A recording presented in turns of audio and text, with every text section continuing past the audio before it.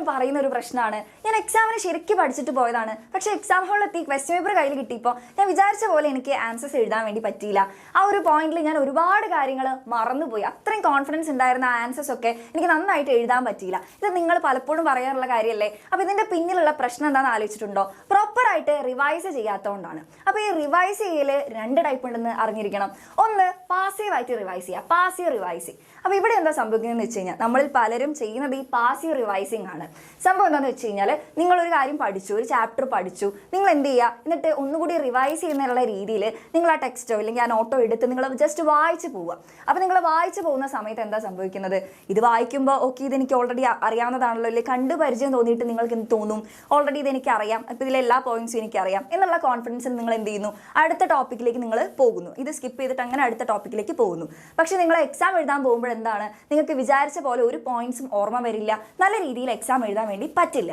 അപ്പോൾ ഇവിടെ സംഭവിക്കുന്നത് എന്താ വെച്ചാൽ ഈ ഒരു അവസ്ഥയ്ക്ക് പറയുന്ന പേര് ഫെമിലിയാരിറ്റി ബയസ്നോ അല്ലെങ്കിൽ ഇല്യൂഷൻ ഓഫ് കോമ്പിറ്റൻസ് എന്നാണ്. അതായത് നിങ്ങൾ ജസ്റ്റ് പഠിച്ചു, നിങ്ങളത് വായിക്കുമ്പോൾ നിങ്ങൾക്ക് ഓൾറെഡി അറിയാവുന്നൊരു തോന്നൽ നിങ്ങൾക്ക് വരികയാണ്. അപ്പോൾ ഈ രീതിയിൽ റിവൈസ് ചെയ്താലാണ് നിങ്ങൾ വിചാരിച്ച സമയത്ത് ഈ കാര്യങ്ങളൊക്കെ മറന്നു പോകുന്നത്. അപ്പോൾ എങ്ങനെയാണ് റിവൈസ് ചെയ്യേണ്ടത്? അപ്പോൾ രണ്ടാമത്തെ ടൈപ്പാണ് ആക്റ്റീവ് റീകോൾ. അപ്പോൾ നിങ്ങൾ എന്ത് ചെയ്യുക, പഠിച്ച കാര്യങ്ങൾ ബുക്ക് തുറന്ന് വായിച്ച് നോക്കാതെ ബുക്ക് അടച്ചു വെച്ചിട്ട് ഓർത്തെടുത്ത് പറയാൻ വേണ്ടി ശ്രദ്ധിക്കുക. അപ്പോൾ ഓർമ്മയിൽ എത്രത്തോളം നിങ്ങൾക്ക് ഓർത്തെടുത്ത് പറയാൻ പറ്റുമെന്നൊന്ന് ടെസ്റ്റ് ചെയ്യുക. അപ്പോൾ നിങ്ങൾ പറയുന്ന സമയത്ത് സ്വാഭാവികമായിട്ടും കുറച്ച് കാര്യങ്ങൾ മറന്നു പോയിട്ടുണ്ടാവും.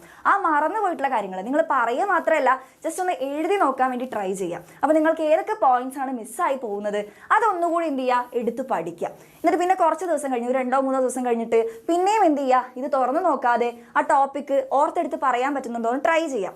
അപ്പോഴും നിങ്ങൾ കുറച്ച് കാര്യങ്ങൾ മറന്നു പോയിട്ടുണ്ടാവും. ആ മറന്നു പോയിട്ടുള്ള കാര്യങ്ങൾ എന്ത് ചെയ്യുക, നോട്ട് ചെയ്യുക, അല്ലെങ്കിൽ അത് എന്ത് ചെയ്യുക, ഒന്നുകൂടി എടുത്ത് പഠിച്ച് ആ ഒരു ഏരിയ സ്ട്രോങ് ആക്കി വെക്കുക. അപ്പോൾ ഇങ്ങനെ ചെയ്യുകയാണെങ്കിൽ നിങ്ങൾക്ക് എന്ത് ചെയ്യാം, ഈ ഷോർട്ട് ടൈം മെമ്മറിയിൽ നിന്ന് ലോങ് ടൈം മെമ്മറിയിലേക്ക് ഈ പഠിച്ച കാര്യങ്ങളൊക്കെ സ്റ്റോർ ചെയ്യാൻ വേണ്ടിയിട്ട് പറ്റും. അപ്പോൾ ഈ രീതിയിലാണ് ഇനി മുതൽ റിവൈസ് ചെയ്യേണ്ടത്. ഒന്നാമത് ഇപ്പോൾ എക്സാം അടുത്തിരിക്കുന്ന സമയത്ത് റിവിഷൻ അത്രത്തോളം ഇമ്പോർട്ടൻസ് ഉണ്ട്. പഠിച്ച കാര്യങ്ങളൊക്കെ ഓർത്തെടുത്ത് നമുക്ക് കറക്റ്റായിട്ട് എഴുതുന്നത് വളരെ അത്യാവശ്യമാണ്. അപ്പോൾ ഈ രീതിയിൽ നിങ്ങൾ എന്ത് ചെയ്യുക, ഒന്ന് പ്രാക്ടീസ് ചെയ്ത് നോക്കുക. ജസ്റ്റ് റിവൈസിങ് മാത്രം നടന്നുകൊണ്ട് കാര്യമുണ്ടോ? ഇല്ല. നിങ്ങൾ എക്സാം ഒക്കെ മുന്നിൽ കാണുന്നതുകൊണ്ട് എക്സ്ട്രാ ആയിട്ടുള്ള മാക്സിമം ക്വസ്റ്റ്യൻസ് പ്രാക്ടീസ് ചെയ്യാൻ വേണ്ടിയിട്ട് ശ്രദ്ധിക്കണം. അപ്പോൾ അതിന് നിങ്ങളെ ഹെൽപ്പ് ചെയ്യാൻ വേണ്ടിയിട്ട് നമ്മുടെ യുവ ബാച്ച് ഉണ്ട്. അപ്പോൾ നിങ്ങൾക്ക് എന്ത് ചെയ്യാം മക്കളെ, നമ്മുടെ ബാച്ചിൽ ജോയിൻ ചെയ്യാം. നമ്മുടെ ബാച്ചിൻ്റെ ഫീച്ചേഴ്സ് പറയുകയാണെങ്കിൽ നിങ്ങൾക്ക് വേണ്ടിയിട്ട് ഓരോ ചാപ്റ്ററിൻ്റെ ഡീറ്റെയിൽ ആയിട്ടുള്ള ലൈവ് ക്ലാസ്സുകളും PDF ക്ലാസ് നോട്ട്സും ചാപ്റ്റർ വൈസ് വർക്ക്ഷീറ്റ് ഒക്കെ ഉണ്ട്. അപ്പോൾ ഈ ചാപ്റ്റർ വൈസ് വർക്ക്ഷീറ്റ് ഒക്കെ നിങ്ങൾക്ക് എന്ത് ചെയ്യാം, ഈ എക്സാം ടൈമിൽ വളരെ യൂസ്ഫുൾ ആയിട്ടുള്ള ഒരു കാര്യമാണ്. ഒരു ചാപ്റ്റർ പഠിച്ചു, അതിൽ നിന്ന് മാക്സിമം ക്വസ്റ്റ്യൻസ് പ്രാക്ടീസ് ചെയ്യുന്നതിലാണ് കാര്യം.